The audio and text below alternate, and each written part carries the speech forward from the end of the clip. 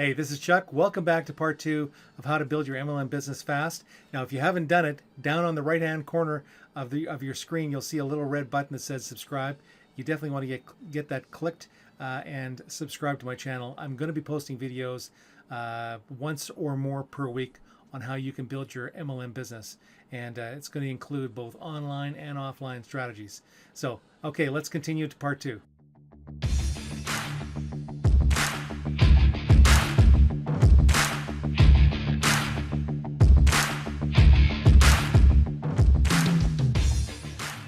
When you're going out and marketing your business, you want to make sure that you're looking for people who are looking.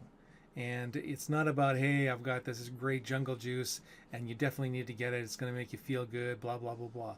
People don't care about what your product is all about, and they don't care whether your company is debt free. They don't care whether George made $1 million or not. What they care about is, what can you do for them? So don't be pitching. Be asking.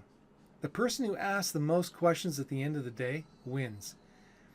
If you went to your doctor and your doctor said, hey, George, how you doing? And you said, I'm doing okay, I guess. So, George, here are some pills. I want you to take these pills for a week. And if you don't feel better, come back and see me. And you're going to go, whoa, I didn't say I was sick, and I didn't say even what was wrong with me. Do you not want to know what's wrong with me first before you start prescribing a solution to my problem? See, that's the thing, is when people who are brand new in network marketing, they immediately believe that everybody wants what they want. You need to find out what your prospect is wanting. What problems are they trying to solve? And you do that by asking questions. Hey, how's it going? So are you still working at the plant down there? How's that going? Did you get your raise like you were expecting? How cool is that? And so you're asking them questions about how their life is and what's going on. And they may be they may start dropping you little tidbits. Well, you know what? The plant is slowing down. It looks like I might be getting laid off. Wow, that's got to be tough.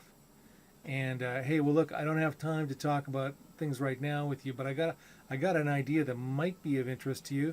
I am working with people right now and helping them create an income online. What's your week look like next week? And then go there, and then share it with them there. Don't be pitching them on the sidewalk or in the restaurant when you first meet them, okay? Because they're going to feel like you're just a pitch session. And the thing is too is, if you're going, hey, you really need to get into this thing. This thing is so cool. I mean, man, if you get into this, it's gonna be great. We're gonna be able to work together. You sound desperate. Be professional. Be professional. And I would encourage you to have an elevator speech ready. So what is an elevator speech? It's basically about you think if you're going from the main floor to the 8th floor, how much can you say? Somebody says, so what are you doing now, Bill? And you go, well, you know how people are struggling with creating an income from home, or struggling with job loss and downsizing? Well, I'm actually helping people create a full-time income from home. So what are you up to? And now you flip it back to them. And if they're interested, they're going to bite. If they're not interested, they won't bite. If they're not interested, goodbye. Next, see you on the next floor. I'll see you when I get back down to the main floor. The bottom line is, you're not trying to pitch them. You're looking for people who are interested, people who are looking. And you need to have a lot of people to talk to. And one of the best recruiters I ever met, and so whether you're working warm market or whether you're working online, doesn't matter. You want to start carrying a little notepad in your pocket, or a book, one of those little Dear Diary, one of those little hardcover diary books. They're great because you're not going to lose them. And write people's names down. You might be talking to somebody and they say, you know what, I was just talking to Dave the other day.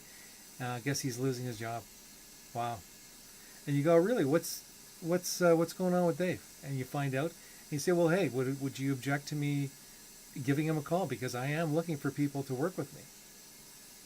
And you may find that your friend says, well, what about me? Well, what is it you're doing? And now you can expand, but you're keeping notes. And so when you talk to somebody, when you're out and about. Make a little contact note on what was said. If you got a phone number, write that down. If you got an email address, whatever, you have a little record of that. Over the course of 10 years, I can't tell you how many quill scribblers I went through. I mean, I've dozens of them. It was crazy. I was constantly going through these things. And don't be giving out business cards. Here's the problem with a business card. It's almost like well, business cards are called throwaways. When you give somebody a business card, say, hey, so do you have a business card? And you go, yeah, here. And you give them a business card, and the next thing you know, they've got home and they've thrown the card away, or it went through the laundry, and it's no good anymore. People call business cards and brochures throwaways. Don't waste your money on them. They're no good. What you want to do is you want to say, well, look, rather than me giving you a business card, George, what's your give me your I'm just going to write down your name here, George Smith, and what's your phone number, George, and your email address. Okay, what I'll do is when I get home to the computer, I'll shoot you an email with my contact information, and I'll give you some information on that thing we were talking about. Now, because you're in control, rather than leaving it up to him to get back to you. Okay, and they say that sometimes it takes upwards of 7 exposures before a person will actually make a buying decision. Well, if you give him your business card, you may not even get 1 exposure. So when you're in control, you have the option to continue on reaching out. And if you're building your business online, I've talked an awful lot about warm market, but if you're wanting to build your business online, I mean, that's absolutely stellar too. When I got involved in network marketing, the internet didn't even exist, and then when it did come online, it wasn't even like 1,000th of what it is now.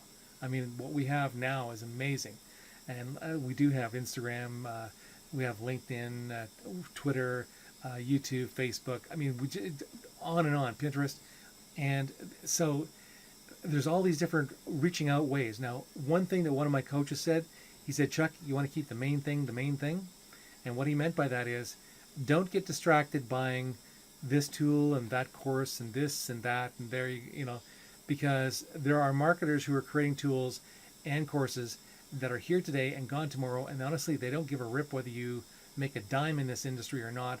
All they're out to do is just simply sell you something that probably never worked ever. Okay, so you want to. One of my coaches said to me, Chuck, because I'm a bit of a geek, and he said, Chuck, you want to keep things simple. They don't have to be pretty, but they have to be simple and duplicatable. If what you're doing is something only you can do and your team can't do it, then it's a waste of your time, and because nobody's going to, you're not going to be building your business. You're better off getting on the phone and just simply dialing more prospects. Forget making complicated systems. Now, having said that, one of the systems I did come across a done for you one. I made the mistake of going and doing exactly what my coach says not to. I went and bought this course and that tool and this tool and that course, and they were so disconnected. But they kept saying, if you're serious about building your business, then you definitely need to get this tool or this course. And I came across a system, an actual recruiting system, which to me, man, I wish I would have had it from the beginning, because it actually teaches you. The system includes all the training on how to use these different online approaches. So if that is how you want to build your business, then you can just simply go on, log in, learn how to do that particular type of prospecting. So if you want to go onto Facebook, maybe if you want to make Facebook ads, or maybe you want to go on to YouTube and do YouTube videos to gather leads, you can do it that way. It shows you exactly step by step how to do it. So it just makes a whole lot of sense. Plus, they even have a blog. If you want to have a blog online, they have a blogging platform. Anyway, I could go on and on about it, but I'll leave a link down below for it. But it's MLSP or My Lead System Pro. Definitely worth getting. One of the reasons why most people struggle in this business is because they don't have enough leads. And again, people calling their warm market, they don't want to do that. But if you call, if you're able to generate leads, if you have a steady flow of leads coming into your business is going to grow fast. Network marketing is a numbers game. So what you have to do is have more people to talk to in a day than you have time to call. So again, if you're interested in learning how to generate more leads, then I would encourage you to click on the link down below for MLSP, because it definitely will show you how to do that if you're wanting to build online. Okay, so you take care. I hope this has been helpful, and I hope I haven't fire hosed you too much. But anyway, you take care. Make it a great day, and I'll see you in the next training video.